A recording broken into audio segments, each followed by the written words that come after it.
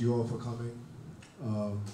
Before we get started, I'd like us all to have a moment of silence to acknowledge all the different faiths that are represented here today.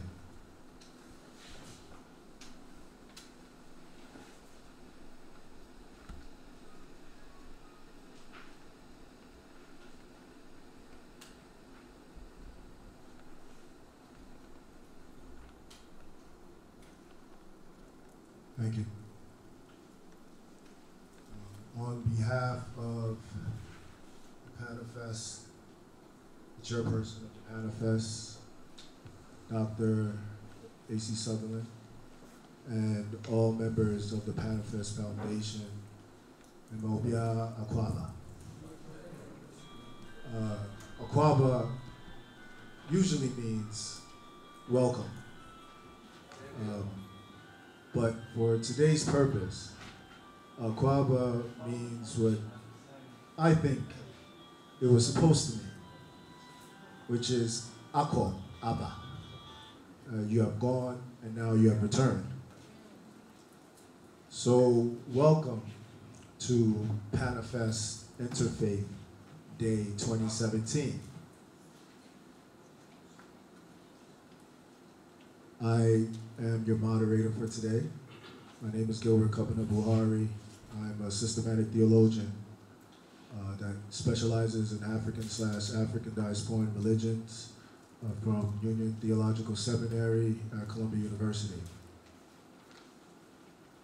I want to say that I do not take this event for granted, and I hope that you don't either. This event is a historic event because it is an unprecedented one. As many of you have already read in your brochures, Panifest has never really had an interfaith day, probably to avoid the politics of religion.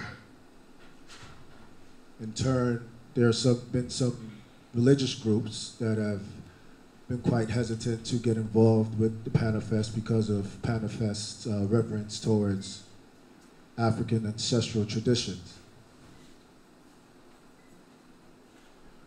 This estrangement between all things that make us African and all things that inform and influence our religious and spiritual beliefs is what we hope to try and reconcile today. With that said, I believe we should all give ourselves a round of applause for being here. In order to transcend these religious boundary lines to be here. Before I introduce the panel, I'd like to acknowledge some groups in the audience. The prophet of the Church of the 12 Apostles, Komantin, is here. So I know that the Church of the 12 Apostles is the first Christian church established in Ghana. So having you here is an incredible honor, and I thank you for coming.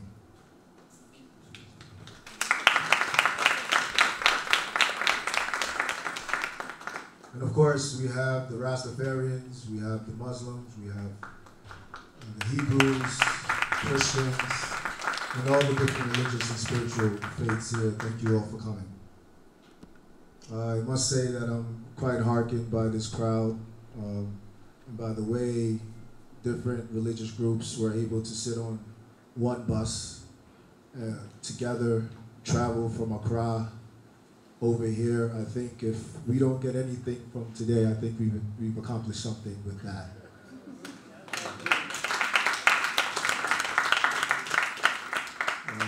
For far too long, we know that religious groups have spent a lot of time talking about each other and reading about each other, but never actually getting to know one another. And let us hope that today's discussion will help us enter into each other's experiences in the most intimate of ways by invading and exposing our sacred spaces. So without further ado, let me introduce this all-star panel that we have here. They are going to help us better understand, or give us a better understanding of who we were, who we are today, and who we still must become as the Pan-African family. Unfortunately, Nana Nketel could not be with us today, so I will start with Aaron Ransom-Ofori.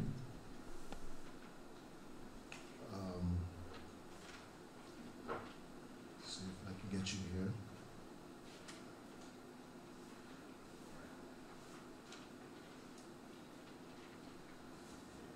Aaron is a professor of African American Studies in various colleges in the US and Ghana. Aaron is also a repatriate, so she's not only talking the talk, she's also walking the walk. Thank you for coming, Aaron.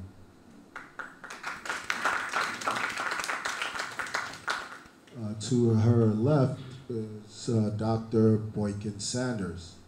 Dr. Sanders is a distinguished professor of New Testament and Greek and a research scholar in religion and culture at Virginia Union University.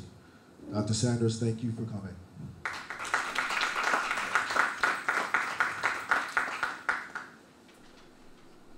To his left is Dr. Marta Moreno Vega. Dr. Vega is the founder and president of the Caribbean Cultural Center in New York and is a professor in Afro-Latino and Caribbean religions at Hunter College, New York. She also holds a PhD in Yoruba philosophy. Dr. Vega, thank you for coming.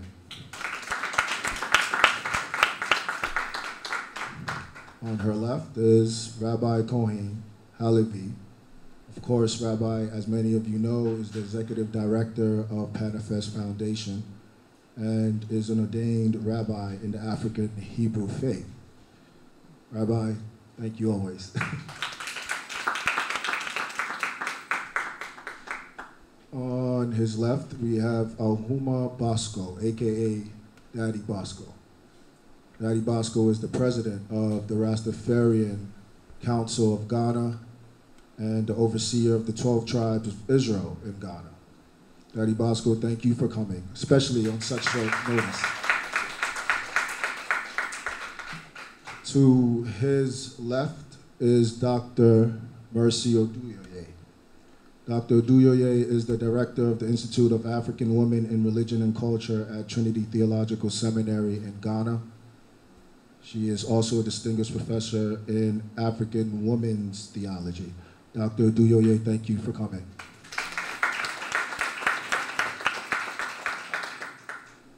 On her left is Imam Aziz Mohammed. Imam is a professor at the Islamic University College in Accra. He is also the vice president of the Ghana Association of Liberal Imams and Ulama. Imam, thank you for coming. And finally, we have Dr. Francis Brisbane. Dr. Brisbane is a professor and dean of the School of Social Welfare at Stony Brook University in New York. She has also received an award from the 43rd U.S. President for her work towards diversity and affirmative action. Dr. Brisbane, thank you for coming. I am truly honored, blessed, and fortunate to be the moderator today. So the format for this discussion will be simple. We will have the first 2 hours of discussion, followed by a 30-minute break with a performance by the National Theater Company. We will then resume for the final hour for questions from the audience. We have 10 powerful and passionate scholars on this panel. While this dialogue is in a discussion form, I hope we can consider the importance of hearing everybody speak today. Is embracing the religious and spiritual diversity of the African people. Now, when I think about this theme, I think about a word that I believe captures its depth. That word is reconciliation. Now, what I've struggled with, or struggled to reconcile with, is my own name. And I'll start there. My first name is Gilbert. I honestly cringe when I hear that name, because I realize how odd it is to have a 6'4" African dreadlock walk around being called Gilbert. I don't know, I feel like I should be called something stronger, like Mufasa or something. Something strong and bold, representative of how I look and feel and where I come from. I mean, no one is ever trembling when they hear that Gilbert is coming. Nevertheless, that's not even my real beef. That's my personal beef with my mother, but that's something else. What I really have a problem with is the fact that Gilbert is referred to in Ghana as my Christian name. This is extremely problematic because it shows how Ghanaians view Christianity and Westernism or Europeanism as being synonymous in vocabulary. Now, I cannot deny the fact that while I try to use my Ghanaian name as much as possible, Kabina, using Gilbert does come with some advantages in a world that seems to be run by white people. And hence the dilemma. How can I reconcile this dilemma? A dilemma that seems to have plagued majority of Africans all around the world. Does this reconciliation for Africans, and I would like this question to be thrown to Dr. Sanders. Start us off and the rest of the panel can follow up. Does reconciliation for Africans, in terms of reconciling with ourselves and our God, demand that we do away with all things foreign to Africa and what it means to be African? Or does reconciliation for Africans today mean finding ways to adapt to, assimilate, and in many ways accommodate things that are foreign to Africa, albeit names, languages, beliefs, all of which many of us have already synchronized with? Dr. Sanders. Hello.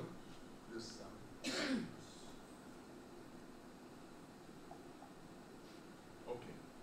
Now, can you hear me? Yes. All right. Thank you very much for the question. It's something that I have thought seriously about, for some time, living in the Western Hemisphere, as most of us, well, not most of us here, but as some of us do.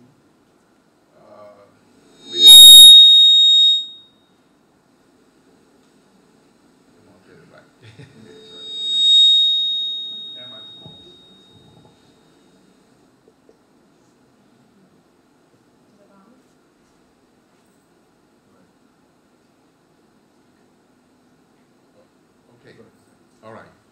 Now, first of all, I want to say that I didn't expect the first question to come to me. It seems to me that nobody wanted the first question. I think that you would want to, tweak that a little bit, and if I want to take that question, but since you call on me, maybe I should speak to it. Reconciliation is a word that is good for some people and not so good for others. Good for some people, but not so good for others. in oppressed groups, or I say among oppressed groups, that word can be dangerous when we are dealing globally, when we're talking about a global perspective on things. And globally, what we are talking about is basically a tradition that we ourselves did not instigate, create, and so forth.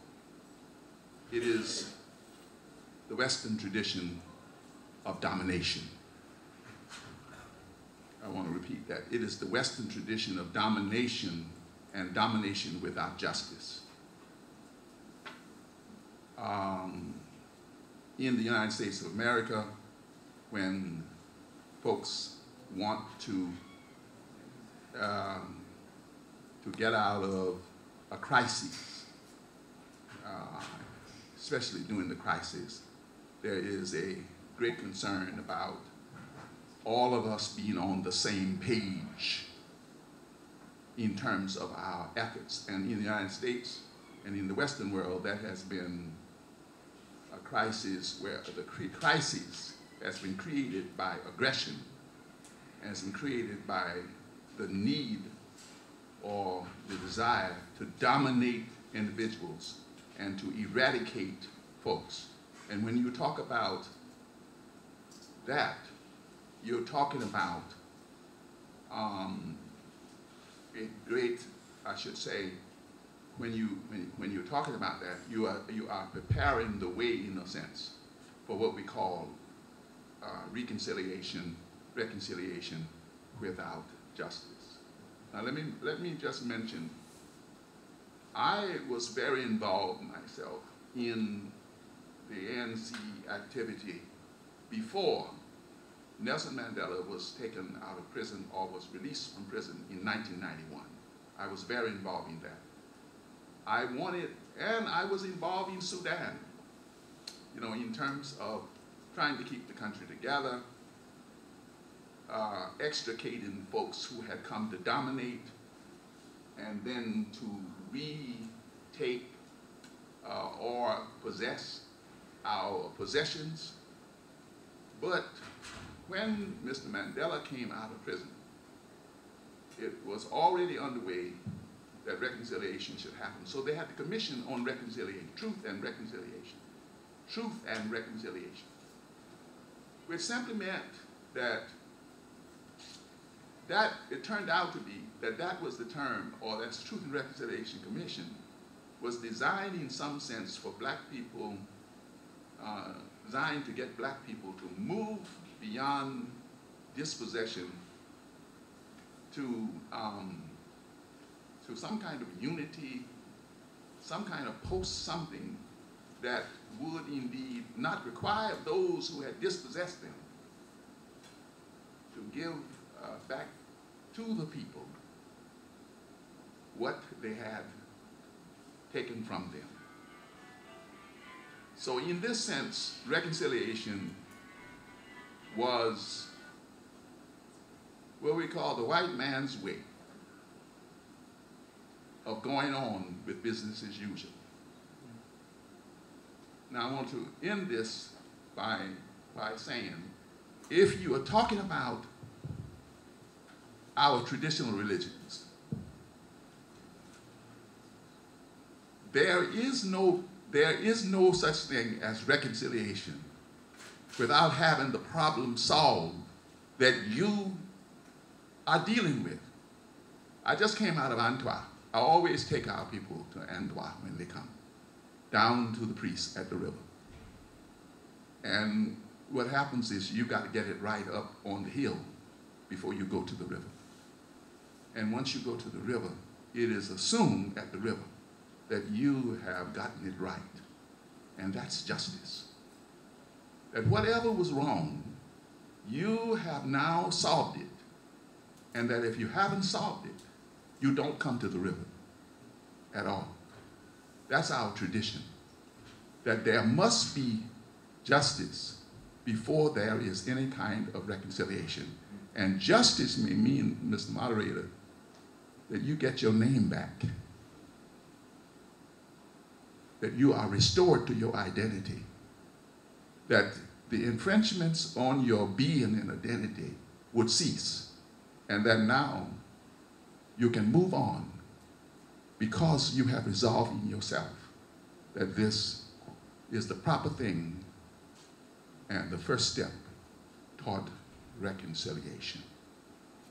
On the oppressive side, on the outside, the oppressed side, I like the term reconciliation because of the fact that it helps us in some sense to solve the differences still that we have and to move on as a united front to deal with the predicament we are in as people, whether we are on this continent or in the diaspora, in the various communities. Our situation is pretty much the same.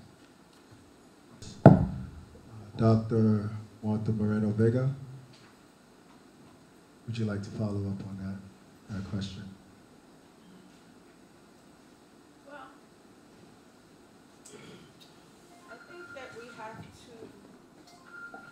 historically look at 400 years of enslavement from the 15th to 19th century and the understanding of the ethnic groups that were taken forcibly out of West and Central Africa into the Americas, and see what thought, what sacred thought has persisted throughout that journey.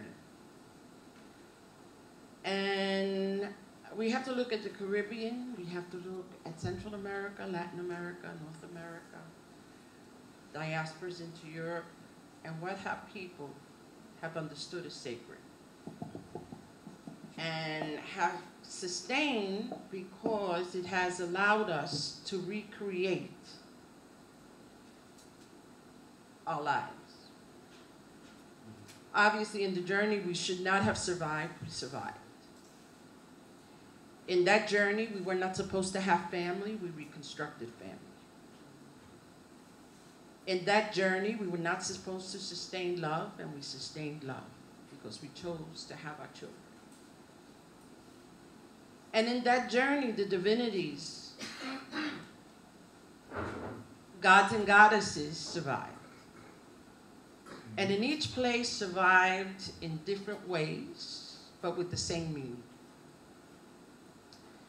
So if we look at traditions that left what is today Nigeria, and we look at Trinidad, we look at Haiti, we look at Brazil, we look at Cuba, we look at Puerto Rico, you understand that the notion, the spirituality of the river goddess remains as our mother. We understand that creation, the spirituality of creation is sacred, and it exists in the different divinity that in Nigeria was identified as Obatala, in Brazil, Oxalá, in Cuba, Obatala, and in the basements of the Bronx, in New York City, and in Brooklyn, and in Manhattan, in our communities.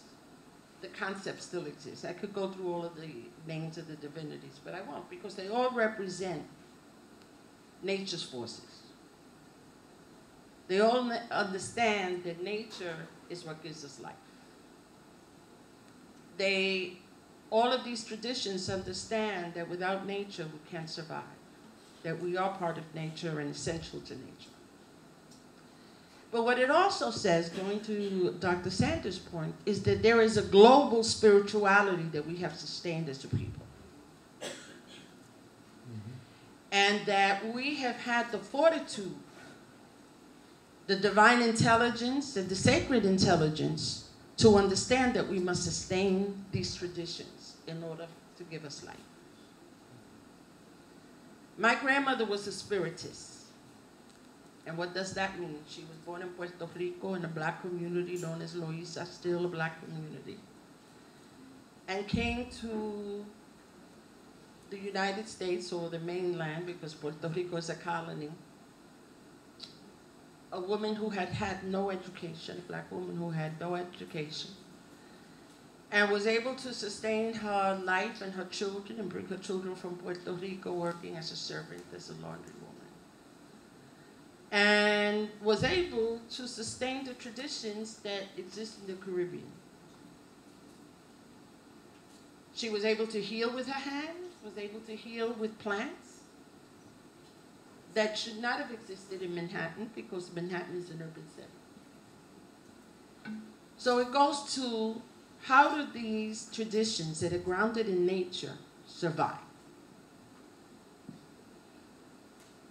Everyone should make the journey of at least 3 diaspora locations: Brazil, Trinidad or Haiti, and Cuba.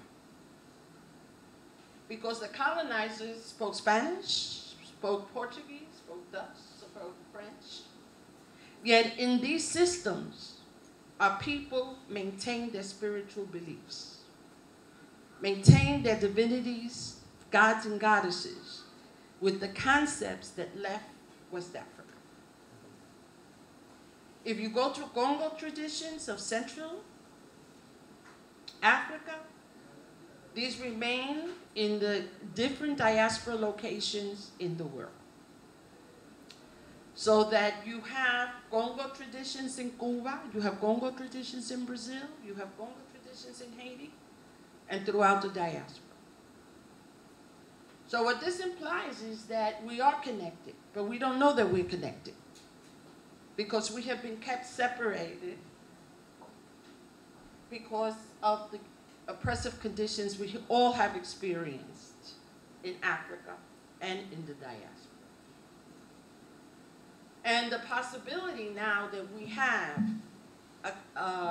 the possibility of movement. Some of us can move physically, as those of us present, and some of us can move through technology. And that's the power of now.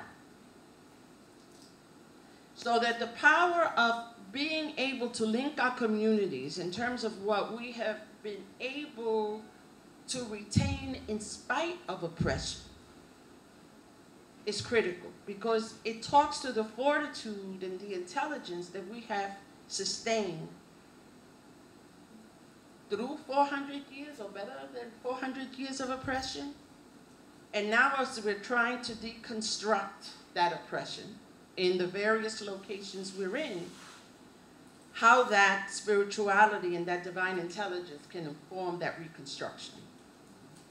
And if you want to use the word reconciliation, which I would not use, because I'm committed